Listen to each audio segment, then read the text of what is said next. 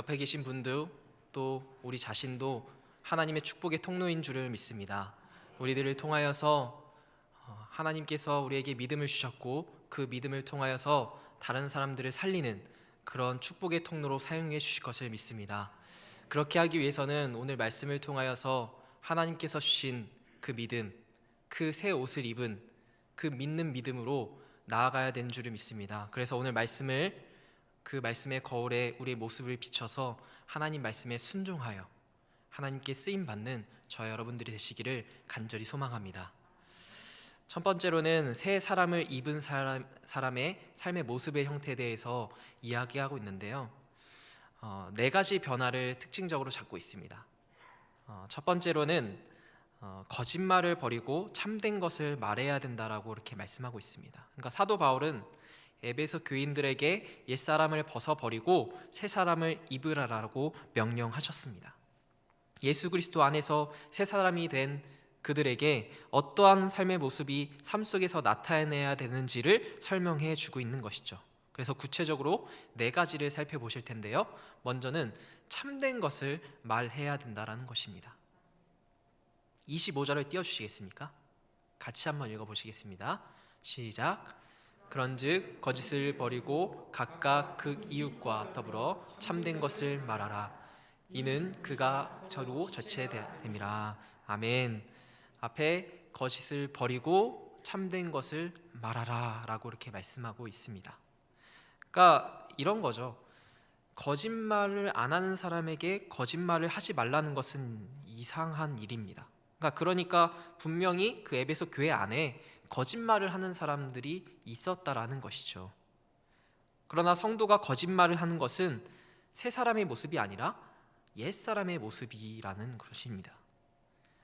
성도는 거짓을 버리고 참된 것을 말함으로써 정직하고 믿을 만한 사람이 되어야 된다라는 그런 말씀인 것이죠. 그래서 우리는 사회생활하면서 거짓을 말하면 안 되고 정직해야 된다라는 것입니다. 특히 오늘 본문에 서로 거짓말을 하지 말라라고 이렇게 말씀하고 있는 것이죠. 왜 그렇게 해야 된다고 말씀하고 계십니까? 우리가 주 안에서 주님의 몸된 그 지체이기 때문인 것입니다. 내 몸에 손과 발과 여러 지체들이 있는데 한 지체인데 만약에 이 오른손과 왼손이 왼손을 속였다고 생각해 보십시오. 그럼 따로 놀지 않겠습니까? 만약에 제 코가 제 눈을 속였다라고 생각해 보십시오. 그 감각이 다 거짓이라고 생각해 보십시오. 그러면 우리가 걸을 수가 있을까요? 우리가 무언가를 맛보고 느낄 수가 있을까요? 그렇게 하지 못할 것입니다. 한 몸의 지체가 각기 다른 지체에게 거짓말을 하면은 그 몸이 제대로 온전한 기능을 하지 못하게 된다라는 것이죠. 그래서 지체는 각기 다른 지체에게 참된 말을 해야 된다라고 오늘 말씀에서 말씀하고 있는 것입니다. 우리가 사회생활도 그렇지만 교회에서 다른 지체들에게 혹시 거짓말하는 게 있다면 참된 말로 바꿔야 된다라는 그런 말씀인 것이죠. 그것이 새 사람을 입은 그런 사람의 모습이라는 것입니다. 두 번째로는 화해를 해야 된다라는 것이죠. 우리 26절과 27절을 같이 한번 보실까요? 같이 읽겠습니다. 시작. 분을 내어도 죄를 짓지 말며 해가 지도록 분을 품지 말고 마귀에게 틈을 주지 말라. 아멘. 이게 보시면은 제가 노란색으로 표시해 드렸는데 해가 지도록 분을 품지 말고 이렇게 나와 있습니다. 그리고 앞부분에는 다시 한번 띄워주시겠습니까? 그리고 앞부분에는 분을 내어도 죄를 짓지 말며. 이 말씀 한번 살펴보겠습니다. 이 말씀도 에베소 교인들 가운데 혈기를 부리는, 그러니까 화를 내고 막 혈기왕성한 사람들이 있었다라는 것을 보여주는 것이죠. 그런데 화를 내더라도 죄를 짓지 말라는 것, 이 말씀이 가능한 말씀일까요? 분노하는데 죄를 짓지 않는다. 그런데 이것이 가능하다라는 말씀입니다. 성경을 우리가 읽다 보면은 하나님께서도 진노하시는 모습을 보이셨습니다. 이스라엘 백성들의 그 불순종하는 모습에 대해서 진노하셨습니다. 모세에게 내가 너만 크게 해주고 나머지 저 백성들은 다 쓸어버리겠다라고 말씀하시기도 하셨죠. 그리고 예수님께서도 어떻게 하셨죠? 분노하실 때가 있으셨습니다.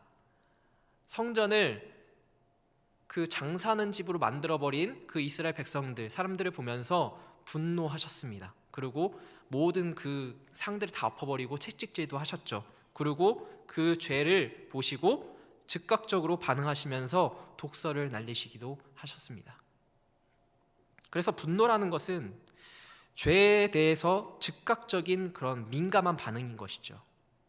하나님은 거룩하시기 때문에 죄가 아예 없으시기 때문에 이 죄에 대해서 거룩한 그 민감한 반응을 보이시는데 그것을 의분이라고 합니다. 의로운 분노라고 이렇게 이야기할 수 있는 것이죠. 그러니까 우리도 하나님처럼 의분을 낸다면 분을 내어도 죄를 짓지 않게 된다라는 것입니다. 그런데 우리도 하나님처럼 불의에 대해서 거룩한 분노를 내야 하지만 우리 자신들이 죄성을 가지고 있기 때문에 완전한 존재가 아니잖아요. 아직 하나님 품에 안기기 전까지는 완전한 존재가 아니란 말이죠. 그래서 그 죄성을 가지고 있기 때문에 불의에 대해서 분노라고 하면서 사실 죄로 변질되어지는 부분이 있다라는 것이죠. 이제 자녀 있는 분들은 자녀의 잘못에 대해서 야단치실 때 분노를 많이 사그리시면서 야단치시는 것을 알고 있습니다. 많은 인내와 또 그런 어떤 마음이 필요하시죠. 그런데 계속 반복되어져 있는 그런 잘못을 하다 보면은 그 인내심이 맥스에 달할 때가 있습니다. 그럴 때는 이제 감정과 함께 이제 나오시는 경우가 있을 것입니다. 사실 그때는 화를 내는 것이죠. 우리가 그러면 의로운 분노를 내려면 어떻게 해야 될까요? 예수님을 닮아가야 되는 것이죠. 예수님처럼 되는 수밖에 없습니다. 그래야 가능합니다. 그래서 사도 바울이 분을 품지 말라는 것은 그것 때문인 것이죠. 에베소 교인들은 화를 잘 내었던 것으로 보이는데 의로운 분노가 아닌 감정적인 그 분노로 나아갈 때 그때 마귀가 틈을 탄다라는 것이죠. 슬며시 틈을 타는 것입니다. 우리가 알게 모르게 말이죠. 그러니까 마귀가 역사하는 장소를 마련해 주는 것과 같다는 것입니다. 그러면 또 다른 죄를 짓는 대로 짓게 이렇게 나아가게 되는 것이죠. 아마 제가 말씀드린 부분을 다 경험해 보셨을 겁니다. 솔직히 화를 안 내는 사람이 어디 있겠습니까? 그리고 그 화가 의분이 아니라면 감정적인 분노가 되는 경우가 얼마나 많습니까? 화를 냈을 때 거기에 사랑이 임하고 천국이 임하는 경우는 거의 없는 것 같습니다. 그런데 거기서 끝나는 것이 아니라 그것을 마귀가 보고 허허 요것 봐라 이러면서 또 다른 죄를 짓게 하게 된다는 것입니다. 화를 내는 것 때문에 자기를 가리려고 또 거짓말을 한다든지 다른 죄를 짓게 한다는 것이죠. 그래서 오늘 말씀에서 사도 바울은 분을 품지 말라라고 그렇게 강조하고 있는 것입니다. 왜냐하면 옛사람의 모습이거든요. 심지어 분노는 심한 경우에는 살인을 낳을 수도 있습니다. 우리 뉴스에 종종 보시면은 층간소음에 대해서 제가 극단적인 예시를 들어드리겠는데 층간소음에 대해서 많이 나옵니다. 이제 층간소음에 대해서 겪어보신 분들은 아시겠지만 굉장한 스트레스이죠. 그런데 그 층간소음으로 인하여서 그 문제가 해결되지 않으면은 결국에는 이제 분쟁하고 이러다가 극단적으로는 살인까지 저지르는 그런 기사를 종종 보게 되었습니다.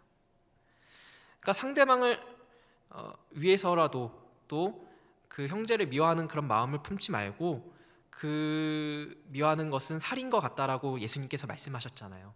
그래서 해가 지도록 분을 품지 말고 신속히 그것을 풀라라고 그렇게 말씀하고 계신다라는 것이죠.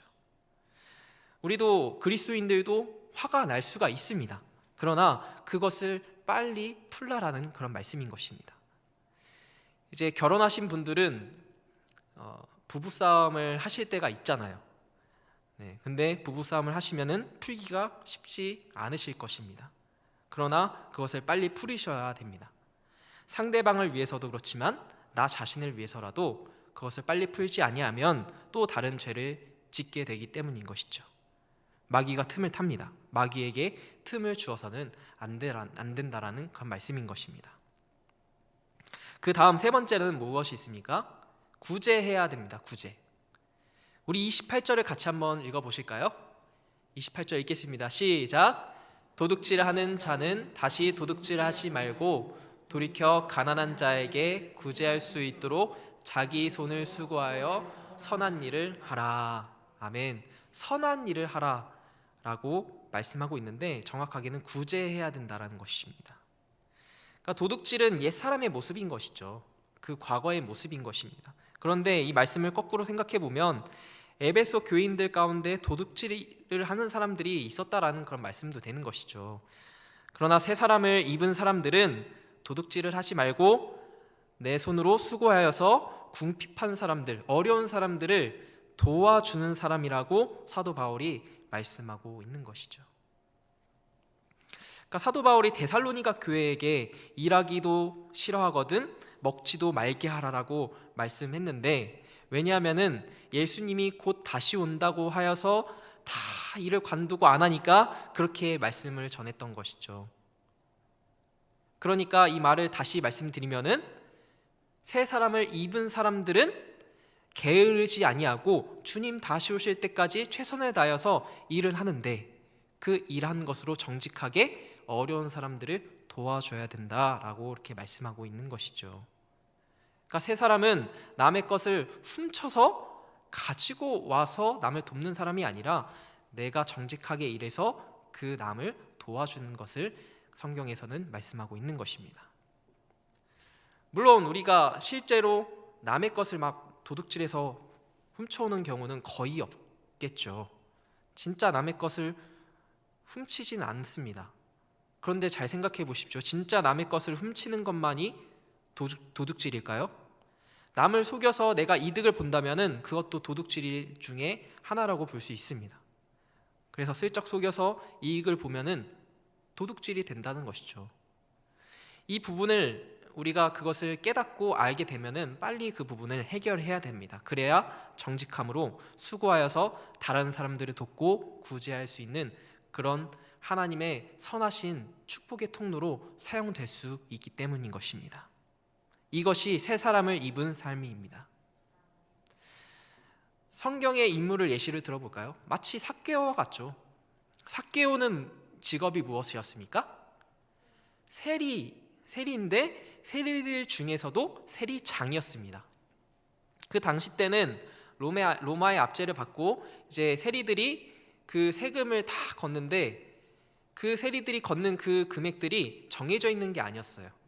그 로마 황제한테 일정 금액을 주고 나머지는 다 자기가 갖는 그런 형태로 돼 있었기 때문에 한 세리가 말하는 대로 다 거둘 수밖에 없는 그런 불상사가 있었죠. 그러니까 사람들은 세리들을 싫어했습니다. 같은 동족인데도 불구하고 왕따를 시켰죠. 좋아할래야 좋아할 수 없는 그런 상황이었습니다. 그런데 그 세리 중에서 세리장인 삭개오는 예수님을 만나고 삶이 어떻게 변하였습니까? 삭개오는 예수님을 만난 그 즉시 전 재산 중에 반을 가난한 자와 어려운 자에게 주고 만일 부당한 그 이득을 취한 게 있으면은 4배로 돌려주겠다라고 고백을 하죠. 물론 삭개오가 세리장을 하면서 부당한 이익을 취했는지 아니는지는 성경에 나와 있지는 않지만 중요한 것은 예수님을 영접하고 그의 삶의 가치가 완전하게 변화되었다라는 것입니다. 이것이 새 사람을 입은 삶의 모습이 아닌가라는 생각을 하게 됩니다. 그리고 네 번째로는 선한 말을 해야 된다는 것입니다. 우리 29절 한번 보시겠습니다. 같이 한번 읽어보실까요? 시작. 무릇 더러운 말은 너희 입 밖에도 내지 말고 오직 덕을 세우는 데 소용되는 대로 선한 말을 하여 듣는 자들에게 은혜를 끼치게 하라. 아멘. 그러니까 선한 말을 해야 된다라는 말씀인 것이죠. 선한 말을 해야 됩니다. 우리는 새 사람을 입은 사람들의 그 삶의 모습은 선한 말을 해야 된다라는 것이죠. 이 앞에 보시면은 더러운 말이라고 나와 있는데 더러운 말은 옛 사람의 모습인 것입니다. 그것을 하지 말라는 것은 에베소 교인들 가운데 뭐 음담패설이나 비방이나 뭐 이런 남에 대한 욕이나 험담을 잘하는 사람이 있었다라는 추측을 해볼 수 있는 것이죠. 그래서 죄인의 마음은 저주와 악독이 가득하지만 새 사람을 입은, 예수님을 입은 그 주님을 고백하는 사람이기 때문에 주님께서 인도하시는 대로 선한 말을 해야 된다라는 그런 말씀인 것입니다. 만약에 예수님께서 음담패설을 하신다고 하면은 여러분들이 상상이 되십니까? 그리스도인들은 예수님을 닮아가는 그런 삶을 살아야 되는데 만약에 그렇게 예수님께서 하신다고 생각해 보십시오. 그게 상상이 되십니까? 그러니까 예수님을 따라서 살겠다라고 하는 그리스도인, 그 세 사람은 더러운 말을 입 밖에도 내지 말고 오직 덕을 세우는 데에 선한 말을 하여서 은혜를 끼쳐야 된다라는 그런 말씀인 것이죠. 그러니까 그리스도인들은 말을 조심해야 됩니다. 우리가 TV나 유튜브나 많이 보시잖아요. 그런 데서 보시면은 방송에서도 비속어가 나오면은 삐 처리되는 경우가 있고요. 또 글로 나온다고 하면은 땡땡땡 이렇게 처리가 되잖아요. 그리고 인터넷 글도 보시면은 이제 비속어나 뭐 이런 단어들은 다 이렇게 제거되는 그런 게 있습니다. 그러니까 일반 사회에서도 이 말이 얼마나 중요한지를 알고 있는 거죠. 본능적으로 알고 있는 것입니다. 그러니까 이 말의 영향력이 굉장히 중요하다는 것을 세상도 알고 있습니다. 하물며 예수님을 믿는 그리스도인, 하나님의 백성들은 더 중요하게 생각할 수밖에 없는 것이죠. 예수님을 믿는 사람들은 말할 것도 없습니다. 혀를 다스려야 된다는 것이죠. 그래서 야고보서 3장에 보시면은 우리가 혀를 길들일 수 없다라고 그렇게 말씀하고 있습니다. 그런데 우리가 혀를 길들일 수는 없지만 성령을 의지하여서 그 혀를 다스릴 수는 있다라는 것이죠. 마치 불과 같은 것이죠. 불을 잘 생각해 보시면은 이제 불한테 우리가 자 저기는 태우고 여기는 태우지 마 이렇게는 할 수 없지만, 그러나 우리가 불을 잘 다스리면 아주 유용하게 사용할 수가 있습니다. 그러나 잘못 사용되면은 아주 큰 낭패를 보기도 하죠. 그래서 우리는 불을 길들일 수 없지만 불을 잘 다스릴 수 있는 것처럼, 이처럼 우리의 말도 마찬가지입니다. 우리 혀도 마찬가지입니다. 새 사람을 입은 사람들의 혀는 사람을 살리고 세우는 말을 해야 된다라는 것입니다. 그게 가볍든 무겁든지 덕을 세우고 은혜를 끼치는 말을 해야 된다라는 것이죠. 그러므로 새 사람은 건전하지 않는 말이나 상대에게 불필요한 그 상처를 주는 그 아주 따끔따끔한 그런 말들 있잖아요. 그런 말을 지양해야 된다라는 것이죠.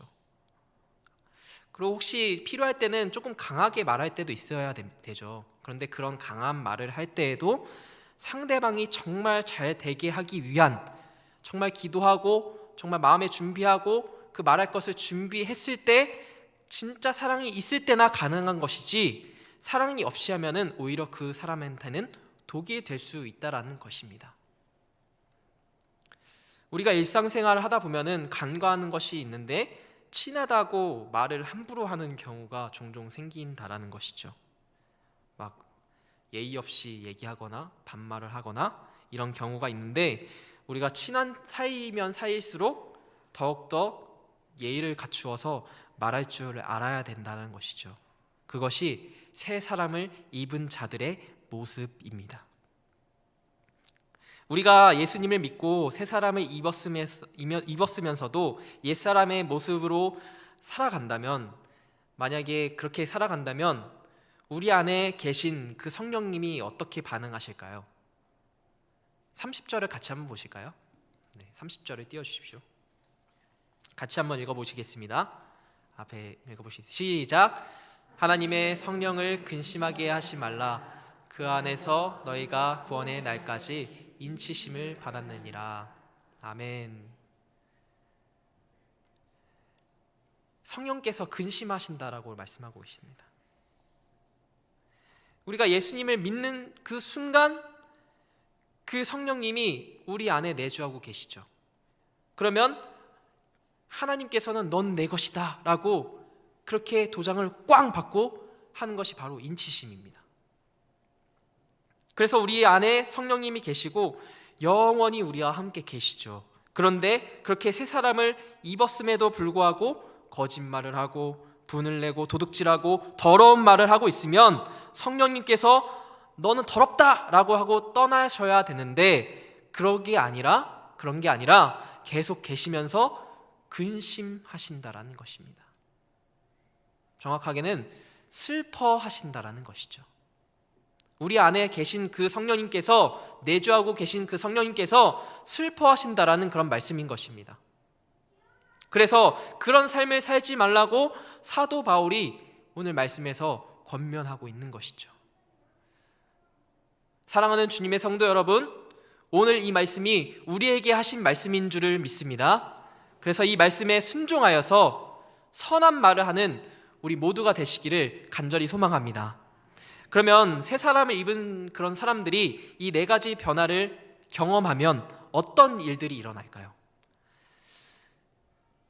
이 네 가지 일들을 변화를 경험하면은 가정과 교회가 회복되어지는 것입니다.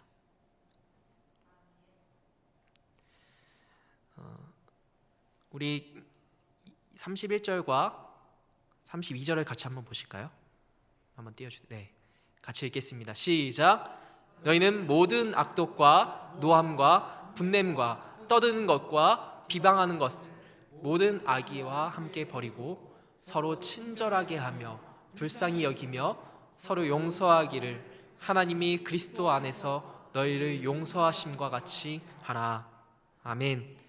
이 말씀은 회복을 가져오는 구체적인 방법을 제시하고 있습니다. 우리의 개인의 삶뿐만 아니라 가정과 교회가 회복될 수 있다라는 그런 말씀인 것입니다. 먼저는 버려야 될 것들이 있는 것이죠. 그리고 버렸으니 채워야 되는 것도 있다라는 것입니다. 먼저 버려야 할 것은 악독과 노함과 분냄과 떠드는 것과 비방하는 것, 모든 악의, 이런 것들을 다 버려야 된다라고 말씀하고 있습니다. 왜냐하면 이것들을 통하여서 마귀가 틈타기 때문인 것이죠. 그럼 악독은 무엇입니까? 쓰디쓴 말들, 화해를 아예 거절을 해버리는, 차단시켜버리는 그런 말들이 있을 수 있겠고요. 노함과 분냄은 분노하는 것이죠. 감정적으로만 분노하는 것, 그렇게 생각해 볼 수 있겠습니다. 그리고 떠드는 것은 소란을 피우고 막 싸우고 이러는 것, 그리고 비방하는 것은 남에 대해서 나쁜 말하거나 비방하는 것들이라고 볼 수 있겠죠. 이런 것들 악의와 함께 모두 버려야 된다는 것입니다. 이런 것들을 버린 다음에 무엇을 어떻게 해야 됩니까? 서로 다시 말씀 한번 띄워주시겠습니까? 네. 32절인데요.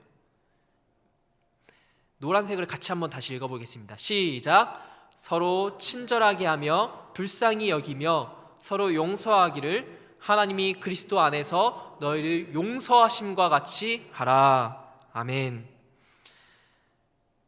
그리스도 예수 안에서 너희를 용서하심과 같이 하라라고 그렇게 말씀하십니다. 이게 쉽지 않은 것인데, 그런데 이렇게 하라라고 명령하셔요. 하나님께서 서로 친절하게 대하고 불쌍히 여기고 서로 용서하라고 말씀하십니다. 용서가 그냥 내가 이번 한 번은 봐준다 라고 벼르고 있다가 다음에 또 잘못하면 지적하고 이렇게 하는 것이 아니라 정말 하나님의 용서하심과 같이 하라는 그런 말씀인 것입니다. 하나님께서 우리를 어떻게 용서하셨습니까? 예레미야나 히브리서 말씀을 보시면은 하나님은 우리의 죄를 용서하실 때 용서하실 뿐만 아니라 잊어버리셨다라고 이렇게 말씀하셔요. 그러니까 아예 깨끗하게 하셨다라는 것이죠. 하나님은 가장 귀한 그 외아들을 주시면서까지 우리를 용서해 주셨습니다. 왜냐하면 그것이 회복의 길이기 때문인 것이죠. 결국에 오늘 본문과 이 에베소 4장의 그 전체적인 맥락은 공동체의 통일성에 대해서 설명하고 있는 것입니다. 우리 각자의 모양은 다릅니다. 각자의 성향도 다르고요. 각자 생각과 가치관이 조금씩 다 다릅니다. 그렇게 모양은 다르나 서로 보듬어주고 이해하고 용서하고 사랑하는 그 모습이 새 사람을 입은 자들의 모습이라는 그런 말씀인 것이죠. 각 개인이 새 사람을 입은 모습으로 온전히 살아가면 나뿐만 아니라 내가 속한 공동체들이 변화되어진다라는 그런 말씀인 것입니다. 내가 속한 가정, 내가 속한 교회 공동체, 그 공동체들이 변화되어진다라는 것이죠. 그런데 우리는 가끔 이 순서를 착각할 때가 있어요. 가정이 이러해서, 교회가 저러해서 변화되면 내가 더 좋은 믿음 생활을 할 수 있을 것 같은데 라고 생각한다라는 것이죠. 그러나 에베소서 4장의 본문의 말씀들은 이렇게 말씀합니다. 각 개인의 변화로 공동체가 변화되어진다고 말씀하고 있는 것입니다. 그러므로 사랑하는 주님의 성도 여러분, 우리가 성령님을 의지하여서 모든 악독을 버리고 선한 일에 애쓰시는 저와 여러분들이 되시기를 간절히 소망합니다. 찰스 스펄전 목사님 알고 계십니까? 굉장히 유명한 목사님이신데요. 이 목사님께 한 성도가 찾아온 적이 있습니다. 이 성도님이 이렇게 얘기하셨어요. 목사님, 저에게 좀 완전한 교회 한 곳을 소개시켜 주십시오. 요즘 교회들은 이렇고 저렇고 해서 가고 싶지가 않습니다. 그의 찰스 스펄전 목사님이 이렇게 대답합니다. 혹시 그런 교회가 있으면 제게도 소개시켜 주시겠어요? 나도 목회 그만두고 그 교회 좀 다녀봅시다. 어찌 보면 당연한 이야기입니다. 완전할 수 없지만 주 안에서 그 하나 되는 공동체, 통일성을 이루는 모습이 교회 공동체의 모습이 아닌가라는 그런 생각을 하게 됩니다. 마치 오케스트라와 같은 것이죠. 오케스트라가 웅장하고 아름다운 선율을 내는데요, 그것이 그렇게 하기까지는 그냥 되는 것일까요? 아니죠. 개개인의 피나는 연습이 없었다면, 노력이 없었다면, 또 아무리 실력자를 가지고 와도 그 단체로 화합하지 않는다면, 보통 이제 그 오케스트라를 연주하기 위해서는 보통 8주 이상을 연습한다고 해요.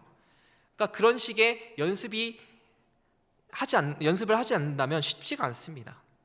각 악기들이 엄청난 연습을 통하여서 조화를 이루고 웅장하고 아름다운 그런 선율을 낸다라는 것이죠. 우리 가정이나 교회도 이와 같습니다. 개개인이 변화되기에 애쓰고 다른 사람들을 존중하면서 함께 주 안에서 하나 되는 공동체가 되는 것입니다. 그러면은 많은 연습이 필요하겠고요, 많은 시행착오가 생기기 마련입니다. 그때 조율해 나가는 것이죠. 그렇게 하면은 그러한 과정들을 통하여서 교회의 분위기가 달라집니다. 밝아지고요, 따뜻해지고 더 성장되는 그런 분위기로 바뀐다는 것이죠. 마치 가족과 같은 그런 분위기가 잘 형성되어서 세상 사람들에게도 선한 영향력을 미치게 된다라는 것입니다. 혹시 카페를 좋아하십니까? 저는 카페를 굉장히 좋아하는데요, 분위기가 좋은 카페를 많이 찾아다니는 것 같습니다. 왜냐하면 분위기가 밝거나 경쾌하거나 아니면 편안한, 따뜻한 이런 카페에 가면은 자동적으로 기분이 좋아지기 때문이에요. 세상 사람들도 그런 것 같습니다. 이게 본능적으로 그런 것 같아요. 그래서 하나님의 사랑으로 우리가 서로 하나 되기에 힘쓴다면 그런 분위기가 형성되고 또 세상 사람들도 보기에 그렇게 보인다라는 것이죠. 사랑하는 주님의 성도 여러분, 이제 말씀을 마무리하겠습니다. 새 사람을 입은 사람들의 삶은 각 개인의 변화를 추구하는 삶입니다. 그 공동체가 주 안에서 하나 되기를 추구하는 삶인 것입니다. 그러므로 악한 것은 버리고 주님의 사랑으로 우리의 마음을 채우시는 저와 여러분들이 되시기를 간절히 소망합니다. 우리 각 개인을 통하여서 가정과 교회를 회복시켜 주실 것을 믿습니다. 축복의 통로가 되시기를 주님의 이름으로 축복합니다. 기도하겠습니다.